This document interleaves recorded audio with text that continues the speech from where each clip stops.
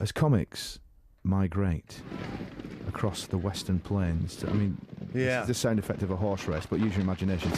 As comics migrate across the Western Plains, the fecund feeding grounds of mirth that are the Edinburgh Festival, we capture, tag and re-release into the wild another force of nature, rule breaker, Canadian.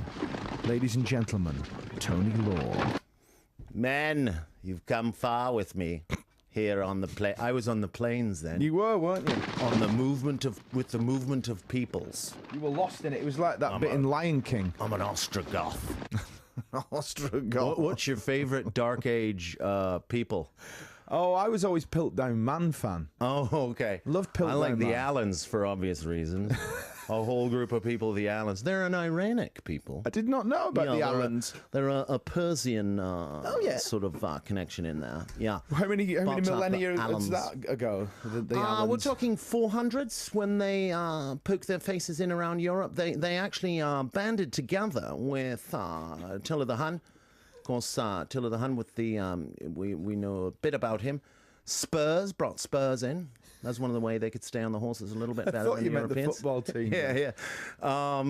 And bound the heads, didn't they? They binded their heads. The Allens and the Huns binded their heads, so when you're a baby, tie it real tight, and then your head grew up nice and thin. Oh my word, that sounds dangerous. My parents must have done the opposite because I've been trying to wear headbands.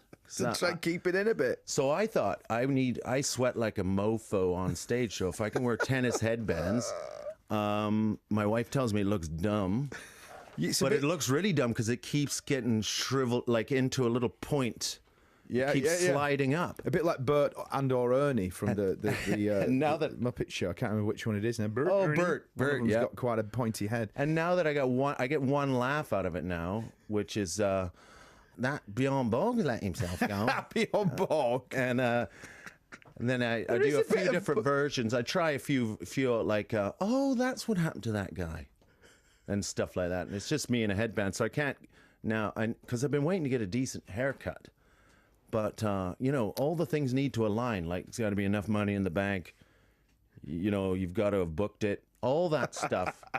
And so it's more complicated than you think. There's way more going on there. You've got a lovely sandy colour to your hair, though. Well, this is another thing, as I'm going, it's starting to look nice and blonde. I think that you should leave it for a bit and see what happens. Also, I'm receding just the right amount that if you have long enough hair and you pull it down, put a headband on, you can still see a bit of scalp there, and you look like a guy who's trying to do a comb over, and that's a sexy look. Cool now. That's a sexy look. Well, my wife says you're doing all these ironic looks, but you are a 48-year-old man, and so you do look exactly like the thing you're trying to parody. Yeah. You're rocking the Live Aid Knopfler. That's what you're doing with that, which he's one of the greatest guitar players of all time. You can't go wrong. And I'm like, lady, I didn't understand any of the words you just said. I love the idea of the 4th century Allens. The Allens are coming round this evening, darling. The Allens. I said the Allens, yes. And everyone just falls about. Starts banding their heads. Here comes the Allens. Here come, oh my God, the seriously, Allens, guys. Very narrow heads. Well, I was telling you about how, thanks for having me on, because it's not easy getting, because I just hired a new PR guys. First time I've had PR for a while. And I was in with a meeting with them, and I was realizing, oh boy, I've given these guys a tough sell.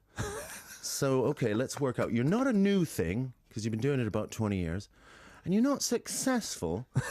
So maybe we need to work on the angle of like, how come you're not successful? Yeah. But there can be lost years, can't there, in anybody's career? God knows I know all about it. But a lost show is what the name of the title. You see what I did? Oh, yeah, This is radio presenting. This is This is the way people do it. And this is why people are going to come. Monkey Barrel Comedy Club, right? So we're doing a lot of Edinburgh people at the moment, but it's a slog. The 2nd of August to the 26th of August. Yeah. Are you having any days off? No, sir. No days off? No, because I just love it. Banging through 24 days? I've 3 p.m. I'm getting all the love from strangers I need, and I just love it.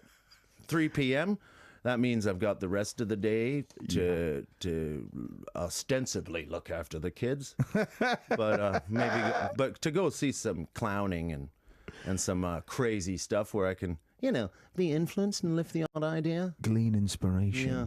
and I've been, trying to read loads too to make, because I don't want to have one. I'll never have one of those shows that's got a literal narrative or whatever. Yeah, going, oh, that when people come out and go, that was about that. Yeah. But I want. I was reading Marshall McLuhan, and I was thinking like the medium is the message. Oh, Marshall McLuhan, the medium, the message. Yeah. Okay. At the end of it, I want people to come out and feel super optimistic and happy, but not really be able to pinpoint why. That's my. I want to make a feeling. Yeah. And people come out skipping, going, "That was just great," and I don't want to analyze it too much. It might ruin some of it. So it's like, it's not one of those, this is a show about my dead father hour. It's none of that. No, it's about embracing life and about forgetting the lost shows. Yeah. It's too late now, because all this business of therapy and stuff, they're all like, oh, you got to take responsibility and all that, and I'm like, I've taken about as much as I can handle right now. And also, they don't tell you for what, do they? No, they don't. And as a time traveler, I take responsibility for, let's say, Titanic. Yeah, you do. I do. The full responsibility for that. And I feel better about it. What, the whole iceberg situation? Yeah, it was bad welding.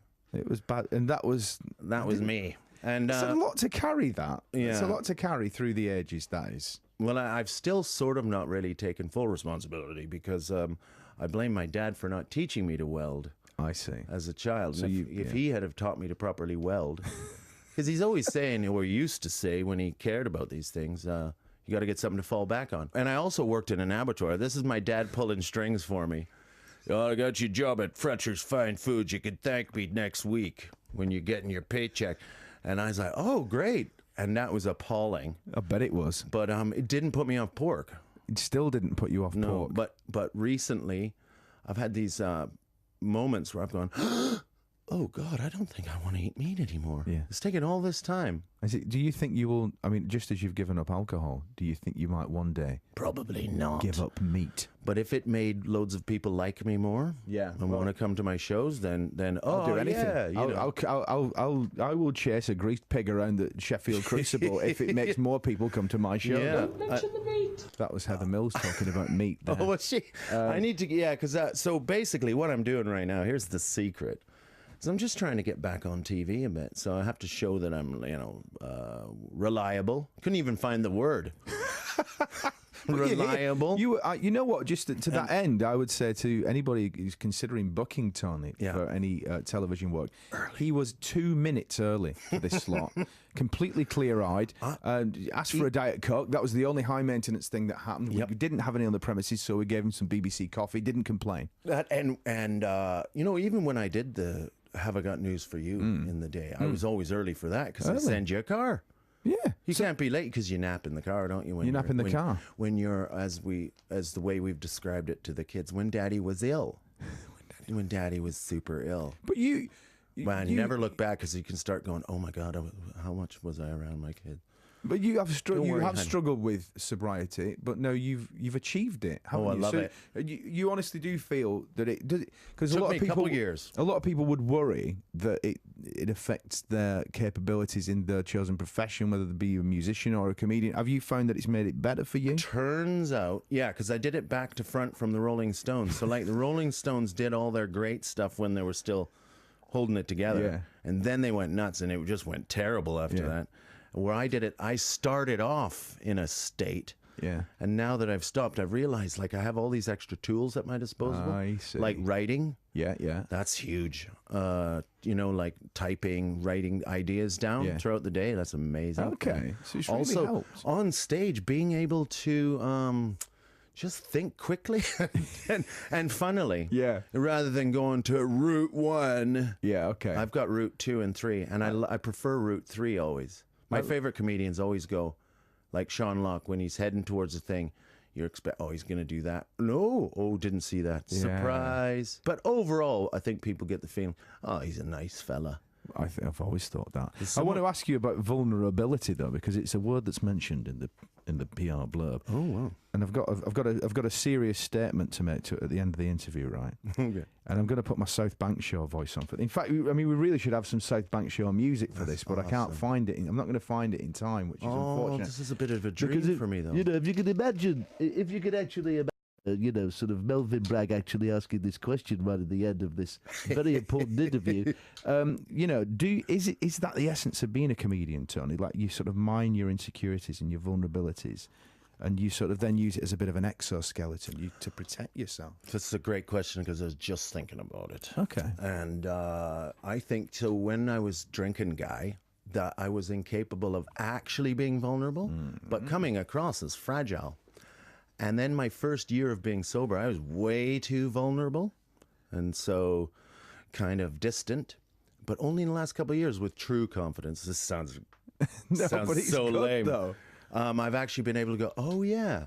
There's a journey here, people. That's what you're going on when you go to see Tony. Tony Law, Lost Show, Edinburgh Festival Fringe at the Monkey Barrel Comedy Club, right? 3 p.m. He's not taking a day off between the 2nd and the 26th of August. Don't think so. Don't think so. So that you're not going to miss him if you go up there. You're going to be able to see him, which is a phenomena. Thanks so much for coming in. I'm so glad to see you again. I'm glad it's all going real good. Oh, I'm so pleased you had me on. It's great to see you. Yeah, you too. And hopefully, if I actually manage to get up on the Pendolino, I'll bloody well come and see it. Thanks very much, Tony Cheers, Law. man. Thanks a lot.